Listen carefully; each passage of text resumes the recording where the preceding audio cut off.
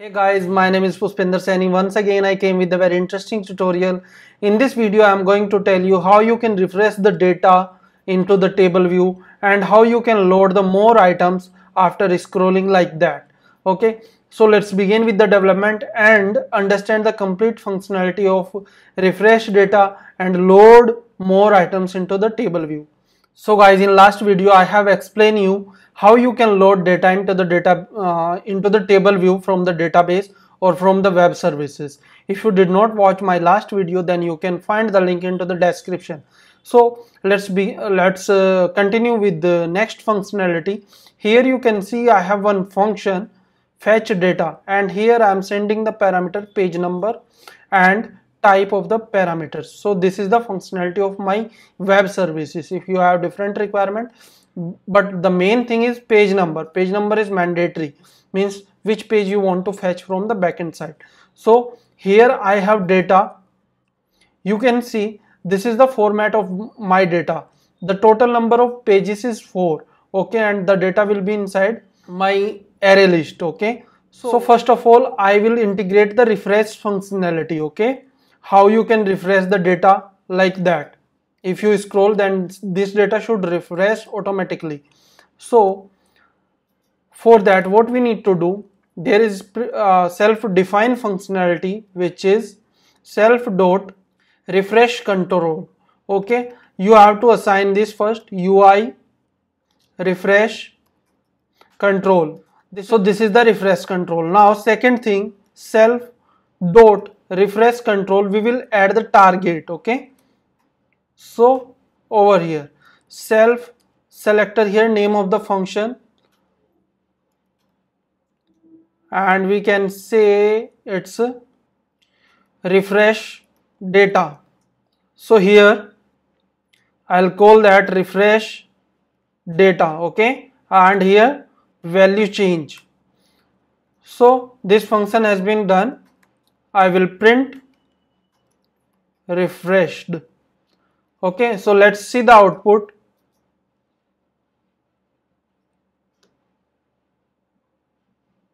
If you scroll like that, then you can see one indicator is coming. Okay, and here refreshed is coming. So for that, what we have to do, here I'll call my function fetch data, and here I'll take one more variable inside the function. Just collapse this. Here I'll take is refresh. Okay, type of boolean and default value is false. Okay, and over here I'll make if refresh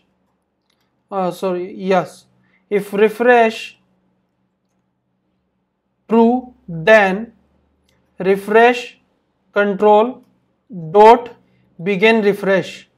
Okay, and at the result, if refresh, then refresh control dot end refreshing. So these are two things we have to keep here, and here we will keep self fine. Now we can try, and before trying we have to pass from here refresh true, yes, and over here we can send refresh true. It doesn't matter, you can send false or true. Here you can see some data is coming. This is the exception. So for that, what we have to do, this line you have to keep inside dispatch main queue. Okay, so I'll keep all the data inside dispatch main queue. Fine. Now I will run again and we will see the output. So here you can see, if you scroll that, then data will come from the backend and it will refresh. Would you like to see the output? I hope you are very curious about the output. Here I'll print refresh. Now new data will come here and it will reload the table view. Refresh, first refresh came, now second one. Here you can see refresh came. Now second task is, if you scroll your table view, then more items should be loaded into the table view. So how we can achieve that? So for that you have to create one more cell inside your table view. I'll call as here, select your table view and increase the cell with 2, and over here I'll give the footer, or we can say the loading. Okay, and inside the table I will take activity indicator. Okay, so here my activity indicator, and this is here. I'll make it large, and I will take this in center of the cell view, center vertical, center horizontal, and from here refresh constraint. Okay guys, so I have this cell now loading. Now what I have to do, go to your table view controller. Inside your table view controller, here you can see. So first of all, what we have to pass from here, if we have to validate when we have to run the code. Okay, and for run the code we require this total page. So I will add in my models, go to car, and here is my API response. Here you can see total page is already there. Okay, so I will use this, and here I'll take where total page equals, we can say by default 1. Okay, so here after fetching the data we will set self dot total page equals my data dot total page. Fine. Now after that, and make it by default 1 page. Now second thing, here we are just assigning. So what we have to do here, dot append as constant sequence. Okay, so over here, and one more item I will take, current page, here also 1. So after that, if current page is less than total page, then return equals return cars dot count plus 1. Okay, else we will return as it is. So this is the code. Okay, now second thing, here I'll collapse that. Here I will put the same condition, and one more thing I will add over here, and this will be inside else what is already written.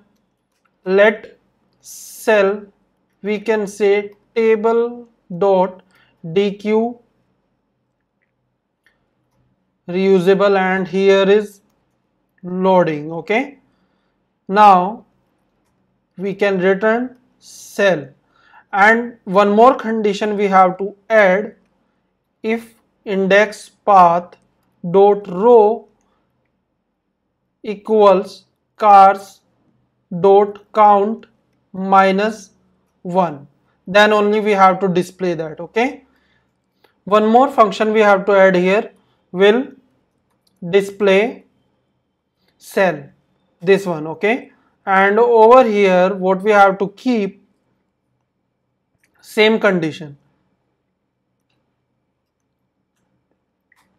If this condition is true, then fetch data, and fetch data will be, here I'll take one more parameter which is called as page. Okay, which page we have to find, and here I will take the dynamic.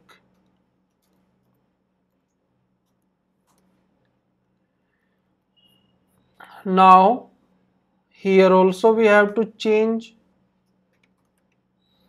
1, and below also we have to change, because here we are fetching first page. at the time of refreshing data and at the time of first time appear. Okay. Now second thing, what we have to do here, current page, we have to pass the page, which is like current, we can say yes, current page, and is refresh, here we can say false. Okay, and current page equals current page plus 1. Now we can see the output. Let's see and understand the complete flow. So it is the refresh. Now I will reload. So guys, here we are getting index out of range error, so we have to solve that. We don't require this code. Okay, so I am removing this. Return cars dot count. So here is normal, and here index dot row double equals to car count minus 1. Then we will show our loading. Okay, second thing, if index dot row double equals to minus 1, then it will fetch the data. Now we can see the output.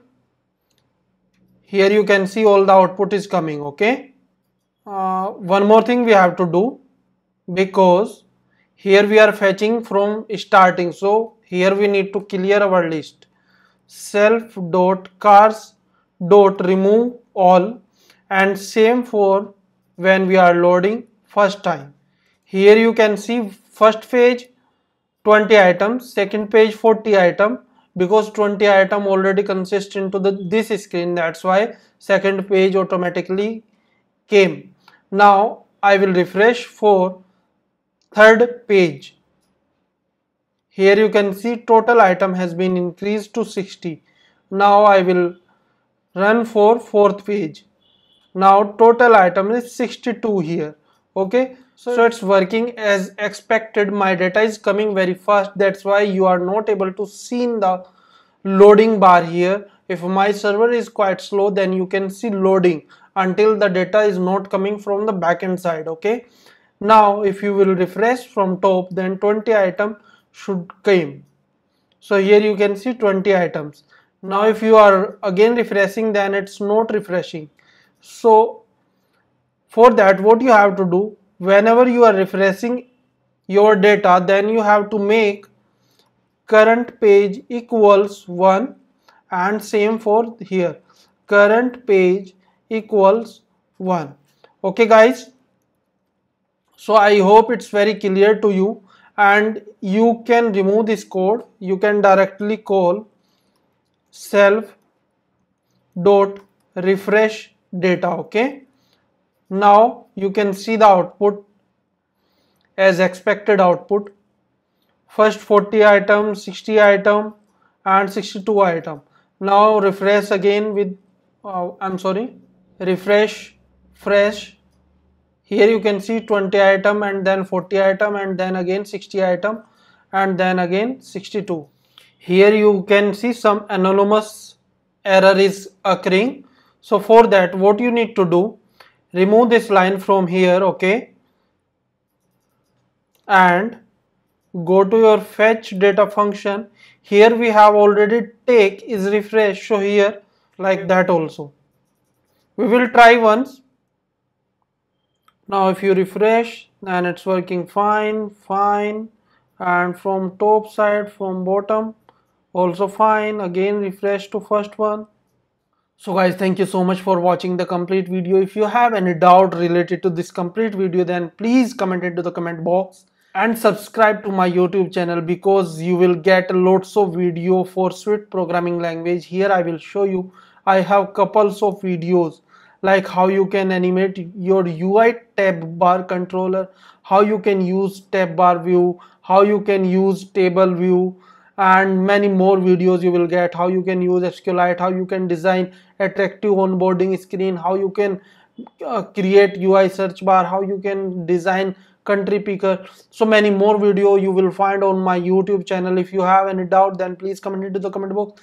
So finally, I would like to say that please subscribe and keep boosting your skill. Thank you so much. Have a great time. Bye bye developers.